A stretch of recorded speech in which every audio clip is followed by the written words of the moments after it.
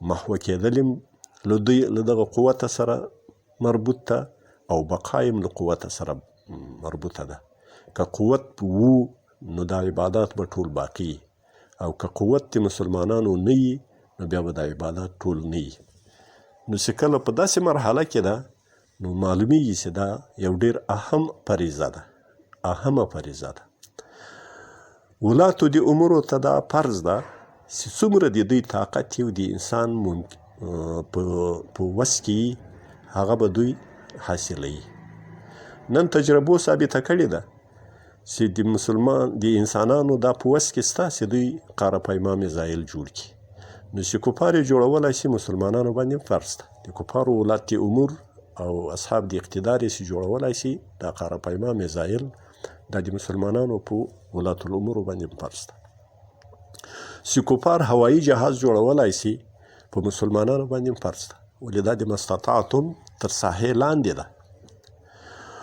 او چې کفار بې پیلوټ او تیارې جوړولی شي مسلمانان هم جوړولی شي.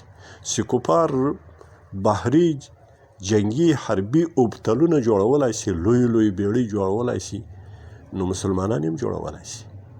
چې کفار اتوم جوړولی شي مسلمانان هم جوړولی شي. دا د مستطاعتم تر دایرې لاندې دي. که چیرته دا په مستطاعتم کې نه وای، په دایره کې نه وای، نو کفارو به هم نه لرل. نو چې هغه یې لرلی شي او محنت کړی ده، د دې دپاره یې کار کړی ده، د دې دپاره یې زحمت ایستلی ده، د دې دپاره یې تدبیرونه کړي دي، د دې دپاره یې وسایل په کار اچولي دي. نو چې هغه یې په کار اچولی شي او تدبیرونه کولی شي نو مسلمانان هم کولی شي. او مسلمانانو باندې فرض ده چې هغوی د خپل کفر د ساتنې دپاره داسې وسایل جوړوي یا اختراع کوي یا ایجادوي. نو مسلمانان د اسلام دپاره او د دین دپاره او د قرآن دپاره او د خپل ایمان او د عقیدې دپاره یې ولې نه جوړوي؟ دا په مسلمانانو باندې فرض ده، د مسلمانانو په ولات الامورو باندې فرض ده.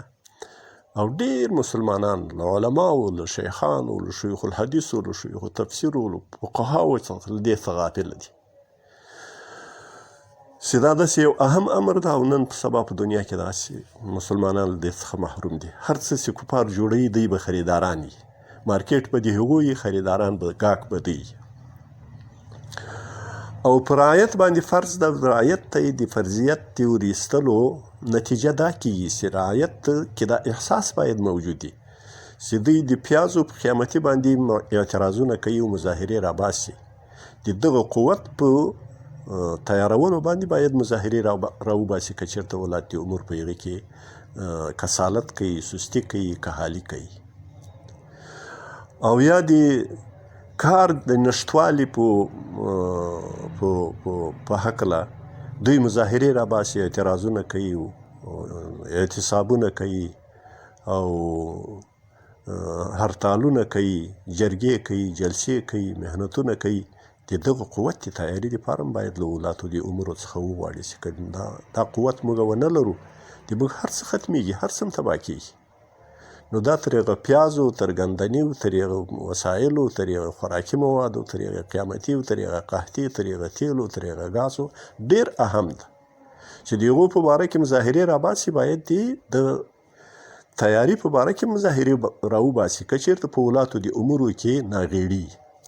او که ولات د امور خپله متوجه او هغه دا کار ته تیاري، اماده یي، لکه په اسلامي دنیا کې خو ډیر کم لیدل کېږي، نو بیا یغو فریضه ادا کړه او د رعایت غاړې هم پرې باندې خلاصې دي. خو دا د فرض څومره چې د انسان په طاقت کې دا فرض ده. مسلمانان په ذهن کې دا باید ونه سنجوي چې دا خصوصیت د کافر ده چې اتوم به جوړوي، دا کمال و خصوصیت د کافر ده چې بحري اوبتل به جوړوي، دا کمال و خصوصیت د کافر ده چې قاره پیما میزایل به جوړوي، دا خصوصیت د کافر ده چې هوایي جهاز به جوړوي، دا جنگي وسایل به جوړوي، دا نور تخنیکي وسایل به جوړوي. دا باید موږ تر هغو پورې مختص نه کړو، دا د هغو خصوصیت ونه بولو. موږ خپل هم دا غیرت و دا همت په ځان کې راولو چې دا موږ هم جوړولی شو. نو کتابونه لیکي چې موقوفن علیه د فرض و فرضي او هر هغه شی چې هغه کوم فرض شی په کوم بې له کوم بل شي نه مکمل کیږي، نه قایمیږي، نه موجودیږي، نو هغه شی هم فرض ده. د هغه شي قایمول، د هغه شي موجودول، د هغه ترلاسه کول هم فرض دي. اوس هغه تعلیم، هغه مهارت، هغه تربیت، هغه معاصر تربیت چې په هغه کې اتم پوهان جوړیږي، په هغه کې تخنیکګران جوړیږي، په هغه کې د جهاز د جوړولو ماهران او مستریان جوړیږي، په هغه کې د ټانګونو د جوړولو ماهران جوړیږي، په هغه کې د توپونو د جوړولو ماهران جوړیږي، په هغه کې د اوبتلونو د جوړولو ماهران جوړیږي، په هغه کې د میزایلو قاره پیما میزایلو د جوړولو ماهران جوړیږي. او په هر ترتیب سره چې جوړیږي هغه ترتیب په مسلمانانو باندې فرض ده. که دا تخنیکوم غواړي باید تخنیکوم ورته تیار کړي، که هغه حربي پوهنځی غواړي، پوهنتون غواړي پوهنتون ورته تیار کړي، هغه تخنیکي پوهنتون غواړي تخنیکي پوهنتون ورته تیار کړي. خو چې هغه کومو وسایلو باندې جوړیږي هغه وسایل ډیر خلک ډیر کودن انسانان دي چې هغه داسې خیال کوي چې معاصر علوم دا بېهوده دي. هغه فرسوده منطق چې په ټول قرآن عظیم شان کې یوه جزیه یو آیات تر هغو پورې موقوف نه ده، په هغې کې 5 کاله د موږ طالب علمان تېروي، 10 کاله کې تېروي، 6 کاله کې تېروي او ډېر عزیز عمر کې صرفوي. د صغرا او کبرا او د قیاس او د قیاس اختراني او قیاس استثنایی په هغه کې جوړولو په زده کولو کې چې هېڅ توقف نه د دین څخه تېر پورې نه د دنیا څخه تېر پورې په هغې کې مصروف دي، مشغول دي. او د عصري علومو، د معاصرو علومو، د ساینسي علومو چې په هغو باندې دغه تیاری زده کولای شي، دا مهارت زده کولای شي، دا تجربه ترلاسه کولای شي، هغه علوم پاتې دي. هغه علوم بلکې غیر اسلامي بولي. له هغو علومو سره نفرت موجود ده، له هغو سره اساسیت موجود ده. هو هغه پر ذات په دغه تعلیمي نصابونو کې چې د کفارو له طرفه مسلمانانو ته ور اچول سوي دي، چې اوس په د نصابونو کې، په تعلیمي نصابونو کې موسیقي هم مضمون ده او ډېر اهم مضمون ده. هلته به ګډا کې زده کوي، هلته به رباب کې زده کوي، هلته به ډولک کې زده کوي، هلته به هارمونیه کې زده کوي، هلته به اوازونه ویل زده کوي، ترتیب به زده کوي، کمپوز به زده کوي. دا د هغه دپاره یو لوی فن ده، یو لوی مهارت ده.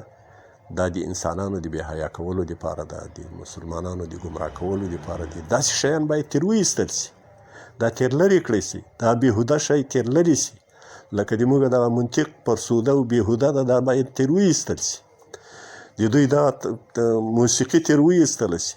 د تروریزم په نامه باندې مضمون ده او مضامین دي پکې، دا باید تر وایستل شي. د مواد مخدر په نامه باندې مضمونونه دي، دا باید تر وایستل شي.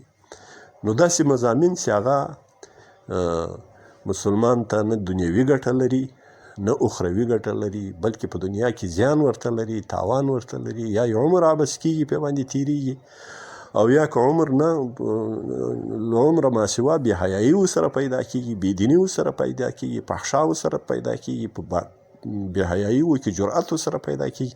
داسې شیان باید له تعلیم او له عصري علومو څخه وایستل شي. نور کوم نفس موږ عصري علومو ته عصري وایو، خو د عصري معنا دا ده چې هغه قرآن او حدیث نه دي. نو قرآن او حدیث خو صرف هم نه دي، نحو هم نه دي، معانی هم نه دي. دغه علوم د اشتقاق علوم، دا علوم هم نه دي. دا کوم عالي علوم دي، دا قرآن او حدیث خو نه دي. خو لیکن قرآن او حدیث موقوف دي د دغو علومو. زده کړه د قرآن او د حدیث موقوفه ده تر دغو علومو پورې. نو دغه علوم هم دغسې اهم دي او دغسې ضرور دي، دغسې فرض دي، لکه څرنګه چې زده کول د قرآن فرض دي، زده کول د حدیث فرض دی. نو هغه علوم چې په هغې کې قرآن حفاظه کېږي، حدیث ساتل کېږي، مسلمان ساتل کېږي، ټول خطه د مسلمان محفوظېږي، ساتل کېږي، ټول ارادې د مسلمانانو کې محفوظې کېږي، هغه علوم خو بیا تر دغه عالي علوم هم مهم دي. او ځینې کودن او ناپوه انسانان دي چې دغو ته د غیر مقصودي علوم په نظر باندې ورته ښکارېږي. نو نه، دا د موږ یو فریضه ده. الله پاک راته وایي واعدوا لهم ما استطعتم من قوه. او قوت ته چې عام قوت ده، که هغه روحي او معنوي عقیدتي انګیزوي قوتي او که بدني قوتي، که تسلیحاتي قوتي، زمینی قوتي، هوایي قوتي، اتومي قوتي، بحري قوتي، دا ټول قوتونو ته شامل ده. من قوتین کې قوتین نکره ذکر شوی ده. مفسرین وایي چې د تنکیر کې اشاره هم دغه عموم و تعمیم ته ده چې هر قسم قوت چې اطلاق د قوت پې باندې کېږي هغه قوت حاصلول لپاره د دفع د شر د کفارو دا لازمي ده، دا فرض ده. نو الله پاک وایي چې واعدوا لهم ما استطعتم من قوه، او په دې باندې به تاسې بیا دښمنان ویروئ، هغه ظاهري دښمنان هم او پټ په پرده کې دیني نه دښمنان هم. او دا بې له دې نه کېږي چې تاسې مالي انفاق په هغه کې ونه کوئ. وانفقوا وما تنفقوا في سبيل الله وما تنفقوا من شيء في سبيل الله يوفى إليكم وأنتم لا تظلمون. تاسې چې څه خرڅوئ په لار د الله کې الله یې پوره بدله درکوي. دا ترغیب د دې لپاره الله ورکوي چې که چېرته تاسې انفاق په لار د الله کې ونه کوئ، ای عامو مسلمانانو، ای ملت د مسلمانانو، ای سرمایه‌دارانو مسلمانانو، ای زمیندارو مسلمانانو، ای تجارانو مسلمانانو، که تاسې د الله د دین په تقویه کولو کې خرچه ونه کوئ، مصرف ونه کوئ، بیت المال مهیا نه کوئ، وسایل مهیا نه کوئ، چې هغه د حکومت خو د یو څو کسانو چې یوه مجموعه ده، د هغو سره خو نه خزانه شته نه بیت المال شته، دا بیت المال خو په ملت باندې جوړېږي. نو الله پاک ورته وایي چې تاسې ترې دغه مالو اسبابو له وسایلو چې څه شی دی الله په لار کې ورکوئ، تاسو ته به یې پوره اجر الله پاک درکوي. بل آیت کې په سورة بقره کې الله پاک په 195 آیت مبارک فرمایي وانفقوا فی سبیل الله، د الله په لار کې انفاق ورکړه کوئ. ولا تلقوا بأیدیکم الی التهلکه، ما اچوئ ځانونه خپل، نفوس خپل هلاکت ته ما اچوئ. باب مفسرین زائده بولي ایدیکم په معنا د انفسکم ده. تاسې ځانونه په هلاکت کې ما اچوئ. که تاسې انفاق ونه کوئ تاسې هلاکیږئ، تباه کیږئ. نو دا الله پاک دا انفاق بیا مسلمانانو ته حکم متوجه کو چې تاسې نفقه هم کوئ. ځکه که تاسې انفاق ونه کوئ، خرڅه ونه کوئ، تجارانو سرمایه‌داران له حکومت خپله سره، له چارواکو خپله سره، له اصحاب اقتدار سره تعاون ونه کړي، هغه بیت المال ونه لري، هغه یو دارایي او هستي ونه لري، یوه پانګه ونه لري، یو بینګ ونه لري، مرکزي بینګ ونه لري، نو هغه بیا دغه وسایل به څنګه مهیا کوي؟ د هغه وسایلو دپاره به تربیت څرنګه کوي، پوهنتون به څرنګه جوړوي، د هغو دپاره به مصارف څرنګه برداشت کوي، هغه ته به روزنه څرنګه ورکوي، مهارت به څرنګه ورکوي، کتاب به څرنګه ورته پیدا کوي، مضامین به څرنګه ورته پیدا کوي. دا ټول عقلي شیان دي، نور تاسې ته محسوس دي. دا ټول شیان تر دې پورې موقوف دي. منتها دا شی ضرور ده چې د موږ که علما دي، که مدرسین دي، که شیوخ دي، دا باید دې ته متوجه سي چې واعدوا لهم ما استطعتم څخه چې کوم د ساینس د علم ثبوت کیږي، د معاصرو د اختراعاتو د جوړولو اهمیت تر معلومیږي، او د دغو په باره کې دغه آیات مبارک یو بنیاد ده، دې ته باید متوجه سي. او په دغه توجه سره به نو موږ د الله پاک له ذمواري هم خلاصیږو، له مسؤلیت څخه به هم خلاصیږو. اقول قولي هذا استغفر الله لي ولكم ولجميع المؤمنين والمؤمنات والمسلمين والمسلمات.